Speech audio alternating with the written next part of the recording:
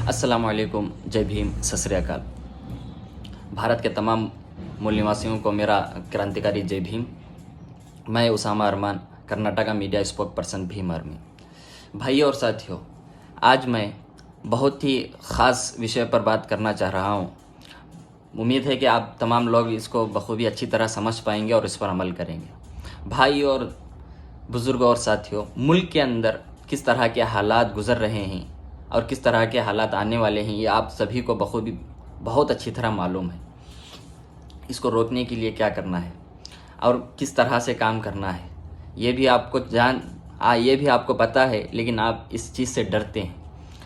लेकिन सबसे पहले बात, अगर मैं आज आपके सामने यहाँ पर बात कर रहा हूँ, ये जो मुझे बात करने का जो अधिकार है वो मुझे मेरे बाबा साहब अम्बेडकर ने कॉन्स्टिट्यूशन के ज़रिए मुझे ये अधिकार दिया है। You have freedom of speech and expression. तो इसी के तहत मैं क्या है अपनी बात को रख सकता हूँ, मैं अपने इजहार ख़यालात आपके सामने बयां कर सकता हूँ। भाई और दोस्तों, मुझे आज जो बात करनी है वो रिजर्वेशन के ऊपर है। मुल्क में जितने भी पोस्ट हैं, जितने भी अफसरान बैठे हुए हैं, चाहे वो क्लर्क से लेकर सुप्रीम कोर्ट का जज हो, या एक कांस्टेबल से लेकर स्टेट का आईजी हो, या एक हाई स्कूल टीचर से लेकर एक आईएएस ऑफिसर हो, हर एक पोस्ट पर मैक्सिमम जो है वो मनवादी लोग बैठे हुए हैं और ये लोग मुल्क का भला नहीं चाहते। अगर मुल्क के दूसरे लोग कोई भला काम करना भी चाहते हैं तो तब भी ये उन लोगों को अच्छा काम करने के लिए नहीं देंगे और ये रोक लेंगे।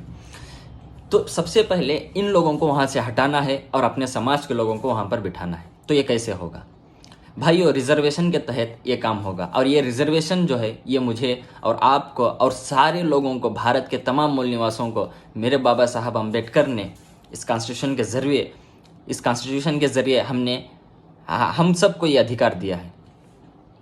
अभी क्या होता है, फॉर एग्ज़ाम्पल मैं आपको बताना चाह रहा हूँ, अगर कहीं भी किसी भी किस्म का एग्ज़ाम हो, किसी भी किस्म के पोस्ट वगैरह हो, पोस्ट पर जाने से पहले एक कॉमन एंट्रेंस टेस्ट के नाम से एक एग्ज़ाम होता है और वो उस एग्ज़ाम में सबसे पहले एग्ज़ाम लिखाया जाता है और उसमें इतने सीट बोलकर फिक्स किए जाते हैं। मतलब मिसाल के तौर पर अगर किसी एग्ज़ाम के ज़रिए एक 100 पोस्ट दिए जाने वाले हों और उसमें क्या होता है, 100 सीट्स जो होते हैं, 100 सीट जो होते हैं, उसमें 50% जो रिजर्वेशन होता है और 50% जनरल होता है।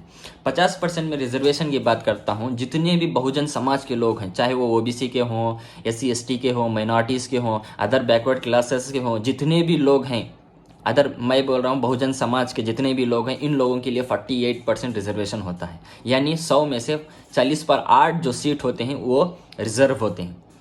और जनरल का ये है कि किसी भी समाज का बच्चा हो, किसी भी समाज का लड़का हो, किसी भी समाज से हो, उन लोगों को जो टॉप करते हैं, जो अच्छा अपना काम बताते हैं, उन लोगों के लिए वहाँ पर जनरल में सीट बुक हो जाती है। मतलब क्या है, जनरल में जा सकते हैं।